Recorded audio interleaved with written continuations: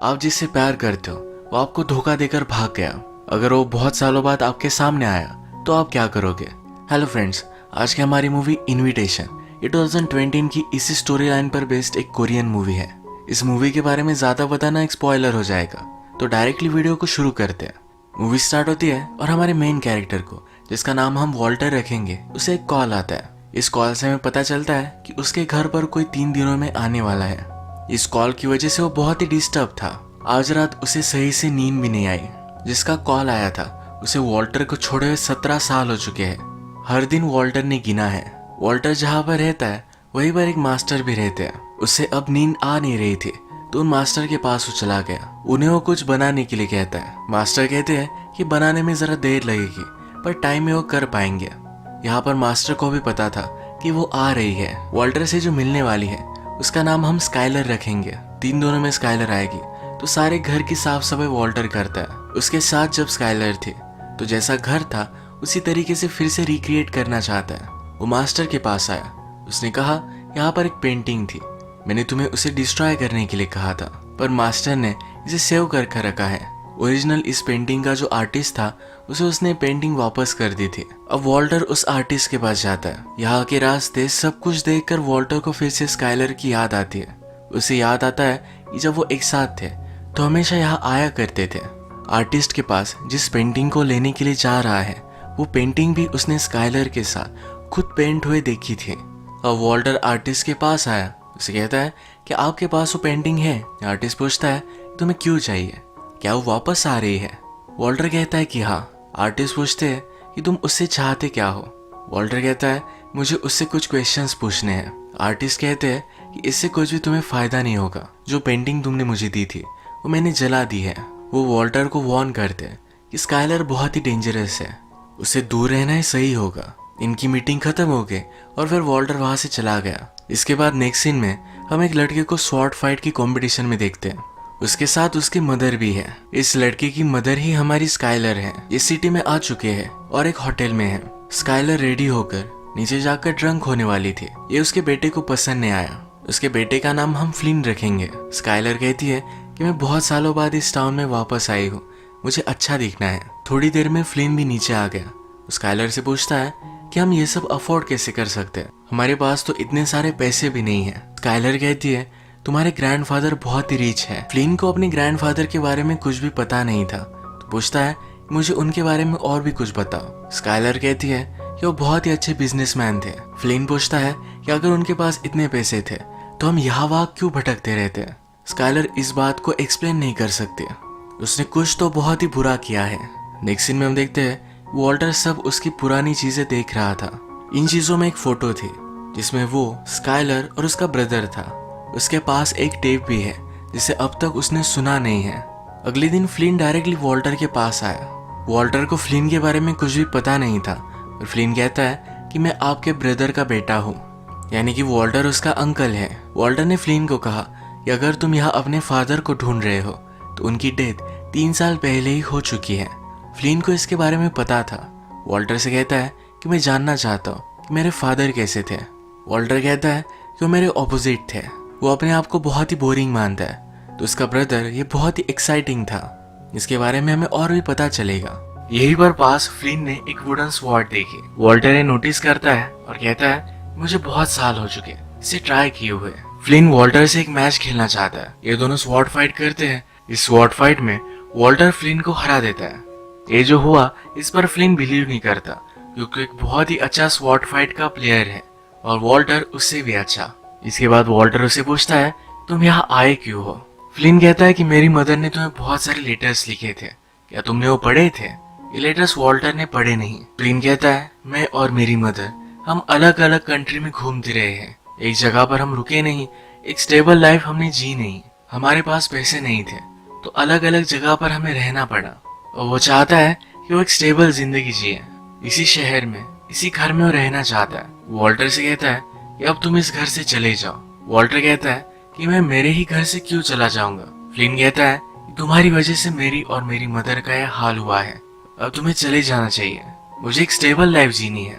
इनकी मीटिंग यही खत्म हो गई। इसके बाद फ्लिन फिर से होटल में आया तो स्काइलर से पूछती है तुम कहाँ गए थे? वो कहता है कि मैं यही घूम रहा था। वो यहाँ स्काइलर को बता देता है कि उसे एक स्टेबल लाइफ चाहिए और वो यहाँ वहाँ घूमना नहीं चाहता।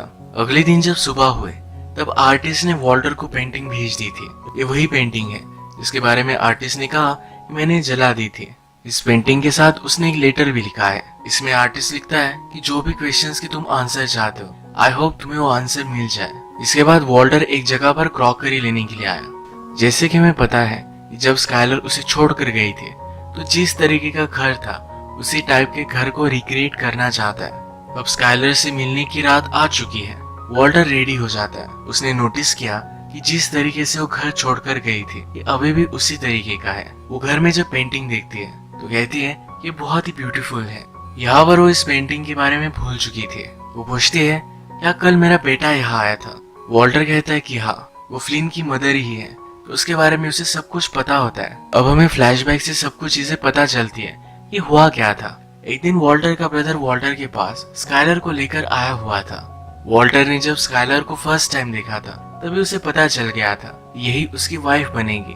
वॉल्टर हमसे कहता है कि मेरा ब्रदर और मैं, हम दोनों बहुत ही ऑपोजिट थे। ब्रदर का नाम हम फ्रैंक रखेंगे। फ्रैंक बहुत ही एक्साइटिंग था। उसे म्यूजिक अच्छा लगता था, अलग अलग प्लेसेस पर जाना अच्छा लगता था। उसे लगता है कि शायद इसी वजह से स्काइलर ने मुझे धोखा दिया।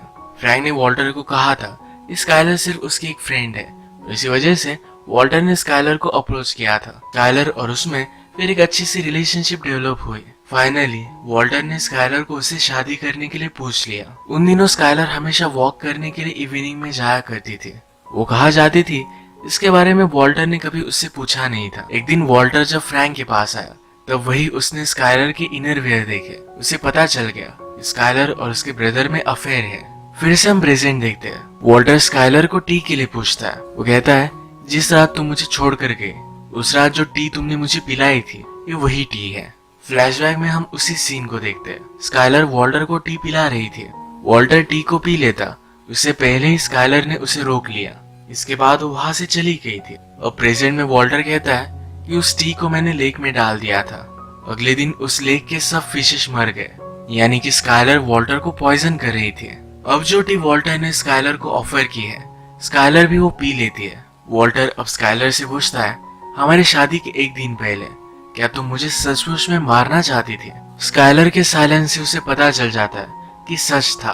अगला क्वेश्चन वो पूछता है क्या तुम्हारा मेरे ब्रदर के साथ अफेयर था? स्काइलर हमेशा बहुत सारी बातें करती है पर अब वो साइलेंट है। वॉल्टर कहता है तुम्हारी खामोशी से मुझे पता चल गया। वॉल्टर हमसे कहता है कि फ्रैंक बहुत ही कूल था पर उसके पास पैसों का मैनेजमेंट नहीं था। हमारे फादर हमारे लिए बहुत सारे पैसे छोड़ कर गए थे। मैंने मेरे पैसों को कंजर्व करके रखा पर फ्रैंक अजीब सी इन्वेस्टमेंट करता रहा। फाइनली फ्रैंक के पास रहने के लिए भी जगह नहीं थी। इसी वजह से वो वॉल्टर के पास आया हुआ था। वो स्काइलर से कहता है कि मेरे ब्रदर के साथ तुम्हारा अफेयर हुआ। अगर तुम दोनों के पास पैसे होते तुम जल्दी से भाग जाते। पैसों के लिए ही तुमने मुझे मारने की कोशिश की थी। एक्चुअल में स्काइलर ने वॉल्टर का एक स्टैम्प लिया। इस स्टैम्प से उसने एक बड़ा लोन ले लिया था। वॉल्टर कुछ करे ना इसलिए उसे वो मारना चाहती थी। पैसे लेकर वो और फ्रैंक भाग जाने वाले थे। ये उसका प्लान सक्सेस हो भी जाता पर फ्रैंक ने उसके साथ आने के लिए मना कर दिया। अब प्रेजेंट में वॉल्टर स्काइलर से पूछता है तुम मुझे मारने वाली थी, क्या मेरे ब्रदर को ये पता था? स्काइलर इस पर कुछ भी बोल नहीं रही। वॉल्टर के पास एक टेप है जो उसके ब्रदर ने मरने से पहले वॉल्टर को दी थी। इस टेप में फ्रैंक ने सब कुछ कन्फेस किया था। वॉल्टर ये टेप लेता है और इसे डिस्ट्रॉय कर डालता है। वो स्काइलर से कहता है अगर तुम अब झूठ भी बोलोगी तभी भी मुझे पता नहीं चलेगा। वो अपने ब्रदर से प्यार करता था तो उसके बारे में कुछ गलत सोचना नहीं चाहता। उसे अंदर ही अंदर पता है कि उसका ब्रदर भी इसमें इन्वॉल्व था, क्योंकि जब स्काइलर चली गई तभी एक दिन फ्रैंक ने खुदकुशी कर ली थी। अभी अभी वॉल्टर ने स्काइलर को जो टी दी उसमें कोई भी पॉइजन नहीं था। वो अभी भी स्काइलर से प्यार करता है, उसे हर्ट नहीं करना चाहता। जिस दिन स्काइलर उसे छोड़ कर गई थी उसी दिन मास्टर ने उनके लिए डांस भी किया था। आज रात भी मास्टर फिर से उनके लिए डांस करते हैं। अब इनकी मीटिंग खत्म हो गई। जो भी चीजें वॉल्टर को स्काइलर को पूछनी थी ये उसने पूछ डाली है। अपने मन में जो भी था ये सब कह डाला है। जाते जाते स्काइलर उससे कहती है कि मैं बहुत ही सॉरी हूँ, मैंने जो भी किया वो सब कुछ बहुत गलत था। अब नेक्स्ट डे स्काइलर इस सिटी से जा रही है पर फ्लिन अपना माइंड चेंज कर लेता है। वो इसी सिटी में स्टेबल लाइफ जीना चाहता था पर अपनी मदर को छोड़ नहीं सकता। ये गाड़ी में थे तो स्काइलर उससे कहती है कि मुझे लगता है कि तुम्हारे फादर अभी भी जिंदा है। इसका मतलब है स्काइलर को लगता है कि फ्लिन के फादर वॉल्टर हैं। हमने मूवी में देखा था कि वॉल्टर ने फ्लिन को स्वॉर्ड फाइट में हरा दिया। फ्लिन एक अच्छा प्लेयर है तो उसे पता चल गया कि वॉल्टर ही उसके फादर है। वो भी कहता है कि मुझे भी ऐसा ही लगता है। अब हमें एक्चुअल रीजन पता चलता है कि स्काइलर वॉल्टर और फ्रैंक को छोड़कर क्यों गई थी। वो प्रेग्नेंट थी, उसे पता नहीं था कि बेबी के फादर कौन है। वो वॉल्टर को मारने वाली थी तो उसे पता नहीं था, इसी वजह से उसने उसे छोड़ दिया। वॉल्टर स्काइलर से प्यार करता था तो इसी वजह से उसने पैसे लेकर स्काइलर को जाने दिया। रात में वॉल्टर को होटल से कॉल आया। होटल का मैनेजर कहता है कि आपकी वाइफ और बेटे का बिल आपको पे करना है। स्काइलर जिस होटल में रुकी थी उस सब का बिल वॉल्टर को पे करना पड़ेगा। पर अभी अभी वॉल्टर को पता चला कि फ्लिन उसका बेटा है। ये पता चलने के बाद उसे अच्छा लगा, फाइनली क्लोजर मिला। उसके फेस पर एक स्माइल थी। यही इस मूवी का एंड हो जाता है। ये बहुत एक अजीब एंड था और वॉल्टर को जो क्लोजर चाहिए था वो फाइनली उसे मिल गया।